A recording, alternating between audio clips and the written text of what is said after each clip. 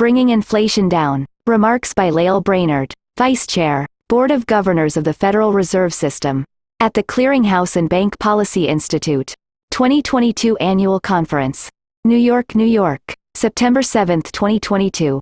Over the past year, inflation has been very high in the United States and around the world. Figure 1. High inflation imposes costs on all households, and especially low-income households. The multiple waves of the pandemic, combined with Russia's war against Ukraine, unleashed a series of supply shocks hitting goods, labor, and commodities that, in combination with strong demand, have contributed to ongoing high inflation. With a series of inflationary supply shocks, it is especially important to guard against the risk that households and businesses could start to expect inflation to remain above 2% in the longer run, which would make it much more challenging to bring inflation back down to our target. The Federal Reserve is taking action to keep inflation expectations anchored and bring inflation back to 2% over time.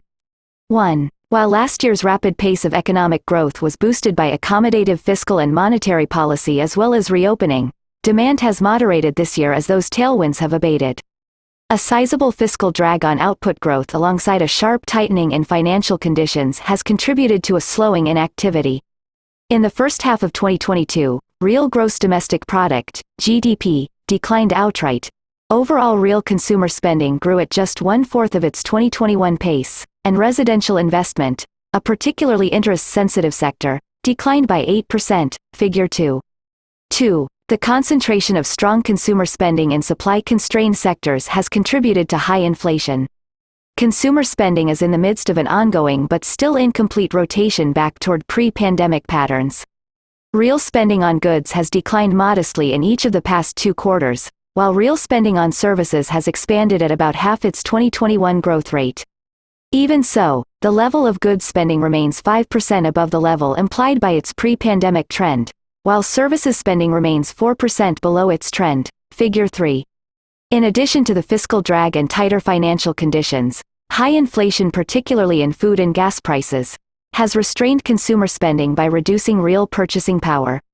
While price increases in food and energy are weighing on discretionary spending by all Americans, they are especially hard on low-income families, who spend 3/4 of their income on necessities such as food, gas, and shelter, more than double the 31% for high-income households.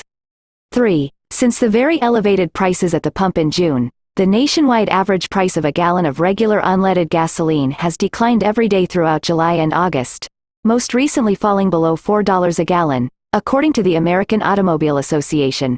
4.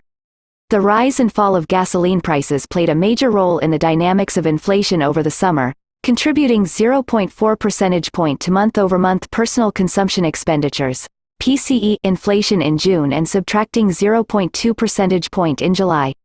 This 0.6 percentage point swing in the contribution of gasoline prices was an important driver of the decline in month-over-month PCE inflation from 1% in June to negative 0.1% in July. In contrast, food price pressures continue to worsen, reflecting Russia's continuing war against Ukraine, as well as extreme weather events in the United States, Europe, and China. 5. The PCE index for food and beverages has increased each month this year by an average of 1.2%, resulting in an 8.5% cumulative increase in the index year to date through July. For context, the net change in the food and beverages price index over the entire 4-year period before the pandemic was only 0.5%. Core inflation, inflation excluding volatile food and energy prices, also moderated in July. Core goods PCE inflation decelerated to 0.1% month-over-month in July after averaging 0.5% in May and June. 6. While the moderation in monthly inflation is welcome, it will be necessary to see several months of low monthly inflation readings to be confident that inflation is moving back down to 2%. How long it takes to move inflation back down to 2% will depend on a combination of continued easing in supply constraints, slower demand growth, and lower markups, against the backdrop of anchored expectations. With regard to supply constraints, a variety of indicators are showing signs of improvement on delivery times and supplies of some goods. In addition, labor force participation showed a welcome increase in the August employment data, particularly in the boost in participation among women in the core working years of 25 to 54 years of age.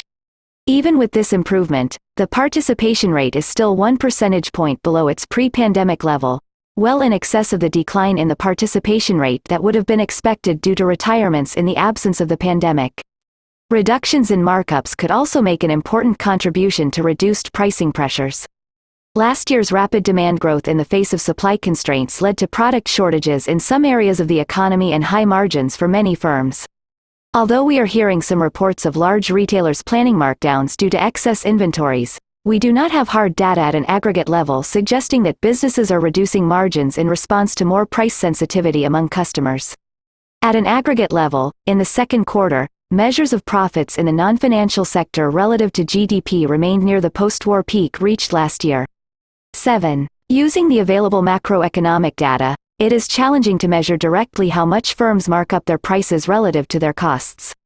That said, there is evidence at the sectoral level that margins remain high in areas such as motor vehicles and retail. After moving together closely for several years, starting early last year, the new Motor Vehicle Consumer Price Index, CPI, which measures the price dealers charge to customers, diverged from the equivalent Producer Price Index, PPI, which measures the price dealers paid to manufacturers. Since then, the CPI has increased 3 times faster than the PPI, Figure 4. This divergence between retail and wholesale prices suggests an unusually large retail auto margin. With production now increasing, and interest-sensitive demand cooling, there may soon be pressures to reduce vehicle margins and prices in order to move the higher volume of cars being produced off dealer lots. Similarly, overall retail margins, the difference between the price retailers charge for a good and the price retailers paid for that good, have risen significantly more than the average hourly wage that retailers pay workers to stock shelves and serve customers over the past year, suggesting that there may also be scope for reductions in retail margins. With gross retail margins amounting to about 30% of sales, a reduction in currently elevated margins could make an important contribution to reduced inflation pressures in consumer goods. Labor demand continues to exhibit considerable strength, which is hard to reconcile with the more downbeat tone of activity.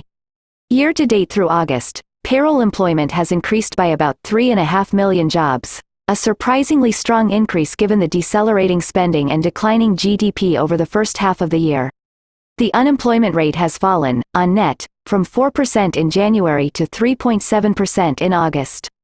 Possibly the strongest indications that the labor market is tight were the first and second quarter readings of the Employment Cost Index, ECI, which point to strong and broad-based growth in total hourly compensation.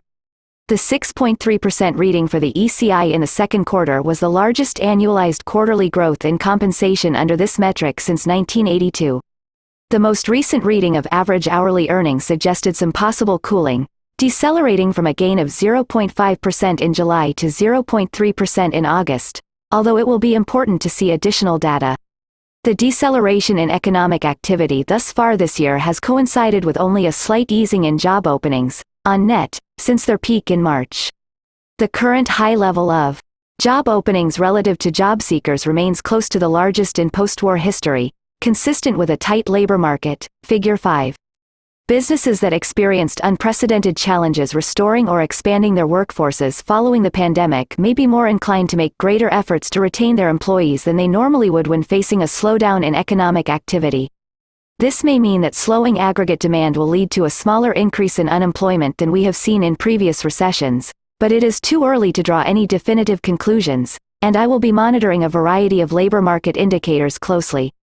8. As we follow through on our plan to move monetary policy to an appropriately restrictive stance, the effect of the increased policy rate and pace of balance sheet shrinkage should put downward pressure on aggregate demand, particularly in interest-sensitive sectors like housing. Continued improvements in supply conditions and a further rotation of consumption away from goods and into services should also help by reducing price pressures in goods. With regard to non-housing services, the magnitude of price pressure over the next several quarters will depend on an overall slowing in spending as well as the extent to which labor supply improves in these sectors. Since pivoting last year, our actions in communications have tightened financial conditions significantly and at a much more rapid speed than earlier cycles. So far during 2022, real 2-year yields have risen more than 350 basis points to about 1.2%, and 10-year real yields have risen almost 200 basis points and now stand at 0.85%, in The range of values for 10-year real yields from 2014 to 2018. The rapid tightening in monetary policy is also reflected in a significant increase in the projected real short rate. The blue-chip financial forecasts has the expected short rate moving above 0.5% in real terms to a significantly higher level than pre-pandemic within the next 12 months, Figure 6. It may take some time for the full effect of these tighter financial conditions to work their way through the economy. The disinflationary process here at home should be reinforced by weaker demand and tightening in many other countries. This is particularly the case as Europe contends with downside risks to activity and a severe energy shortage caused by Russia's war against Ukraine, and as China maintains its zero-COVID approach against a backdrop of weaker consumption. At some point in the tightening cycle, the risks will become more two-sided. The rapidity of the tightening cycle and its global nature, as well as the uncertainty around the pace at which the effects of tighter financial conditions are working their way through aggregate demand, create risks associated with over-tightening. And if history is any guide, it is important to avoid the risk of pulling back too soon. Following a lengthy sequence of adverse supply shocks to goods, labor, and commodities that, in combination with strong demand, drove inflation to multi-decade highs, we must maintain a risk management posture to defend the inflation expectations anchor. 9. While we have no control over the supply shocks to food, energy, labor, or semiconductors, we have both the capacity and the responsibility to maintain anchored inflation expectations and price stability. We are in this for as long as it takes to get inflation down. So far, we have expeditiously raised the policy rate to the peak of the previous cycle, and the policy rate will need to rise further. As of this month, the maximum monthly reduction in the balance sheet will be nearly double the level of the previous cycle. 10. Together, the increase in the policy rate and the reduction in the balance sheet should help bring demand into alignment with supply. Monetary policy will need to be restrictive for some time to provide confidence that inflation is moving down to target. The economic environment is highly uncertain, and the path of policy will be data-dependent. While the precise course of action will depend on the evolution of the outlook, I am confident we will achieve a return to 2% inflation. Our resolve is firm, our goals are clear, and our tools are up to the task.